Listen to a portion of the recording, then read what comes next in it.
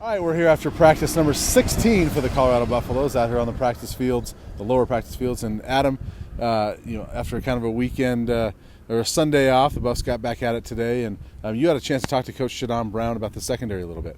Yeah, he talked about two guys that have made a step forward. One of them surprised me. He said safety Darian Rakestraw, a guy that came in here as a receiver initially, then moved over to cornerback, and he's certainly on the slight end for, body-wise for a safety at this level. But He said he's genuinely going to give them some depth at safety, which we've talked a lot about this preseason being a concern for this football team.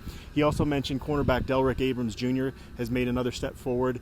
His name has come up quite a bit, and we're getting closer and closer. I think that cornerback competition is still pretty wide open, but I don't know if you made me predict who's going to start a cornerback right now. I think Abrams might be one of those two guys, with maybe Udofia, even though he's missed a little bit of time due to injury this preseason. Yeah, I would probably go with those two as well. I mean, talking to Coach Ambrose, I think about a week ago he said Udofia has been the most consistent day in and day out, but Abrams is the one that gets talked about the most. So I would go with those two. I just wrote about Delrick and actually talked to Jason Brown, the head coach at Independence Community College, who on Last Chance U was a little bit interesting to watch, but I had a chance to talk to him about Delrick and had a lot of great things to say about him and just raves about him and said that he's still in contact with CU coaches and they just continue to rave about Delrick. And so I'm pretty high on him. I think he's going to be a pretty good player here. You can't coach that length that he has. Right.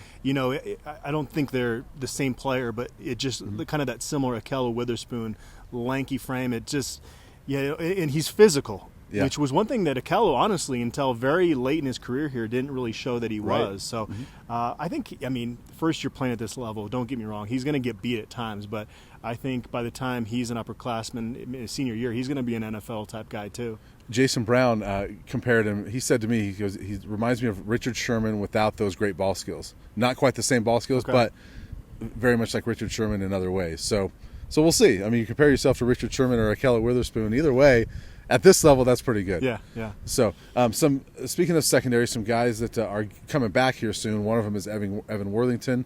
He's been out with a concussion, and you and I have expressed some concern because Evan had one in the spring as well. Mike McIntyre really kind of brushed that off today. Yeah, he said it was a kind of a fluke, the concussion here, where he hit the back of his head. It doesn't seem both times, he said. Yeah. So it's not something where he's soft up here. Again, I think that's kind of not often are you going to go backwards with your head hitting the turf like that. So you'd hope, obviously, that he can make it through the season without that happening again. Yeah, a couple of the guys you mentioned coming back. Frank Phillips started coming back over the weekend. He's been out most of camp. And then Juwan Winfrey has been out a lot of camp as well, but he said that Juwan should be back maybe full speed by the end of the week. So there's some positive things there. And Frank Phillips probably needs to redshirt because, but you can see the structure is there for this guy to really fill out. We talked to Clayton Adams earlier this camp. He loves his potential, so I think he's going to be a name you're going to hear a lot of the next 4 years. Well, and he's a guy that I see as potentially taking advantage of that redshirt rule that might benefit from that, being able to get into a couple games this year because he physically looks pretty good and looks ready. He just doesn't. He needs to get things down after missing most of camp.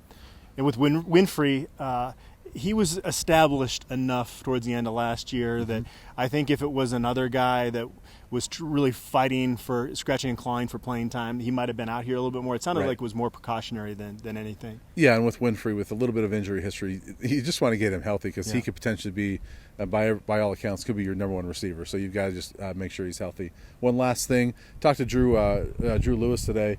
And also Coach McIntyre about kind of the defensive push on the line, which we didn't see a lot of last year.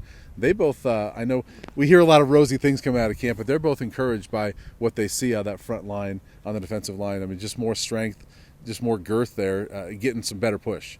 And Mike McIntyre alluded to the fact that those lines heard a lot of the outside criticism last year, and it kind of has been motivating those guys.